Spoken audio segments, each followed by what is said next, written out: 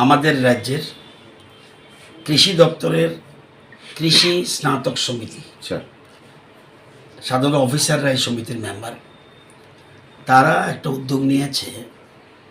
আপনারা জানেন আমাদের রাজ্যের ছোট্ট শিশু মনুশ্রীর পাশে ওরা দাঁড়িয়েছে এবং মনুশ্রীর একটা এমন একটা রোগ যেটা কয়েক হাজারের মধ্যে একজনের হতে পারে। আমরা সেজন্য সিদ্ধান্ত নিয়েছি। আমি এমনি আমাদের সমিতি তাদেরকে অনুরোধ করেছিলাম, যেহেতু অন্যরা ওর পাশে দাঁড়িয়েছে, আমাদের কৃষি দপ্তরেরও যারা অফিসার্স কর্মচারী রয়েছেন তারা যার যার সুবিধা মতো তার পাশে যেন দাঁড়াতে পারে, তাকে কিছু আর্থিক সাহায্য দিয়ে যেন ওর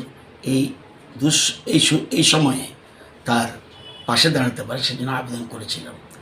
আজকে কৃষি স্নাতক সমিতি তারা, যদিও তারা আরও তাদের সংগ্রহ হচ্ছে, তারা আজকে মনুশ্রীর বাবার হাতে আমার সামনে 3 লক্ষ টাকার একটা চেক ওনার হাতে তুলে দিয়েছেন, যাতে এই দুঃসময়ে আমরা একটা মেসেজ যাবে যে আমরা তার পাশে আছি।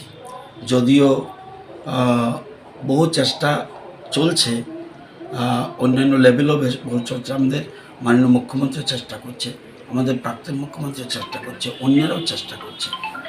আমি সামান্য সাহায্য আমিও করেছি, কিন্তু সবার সাহায্য ছাড়া আমরা দেখেছি করোনার সময় আমাদের রাজ্যের মানুষ কীভাবে পাশে দাঁড়িয়েছে।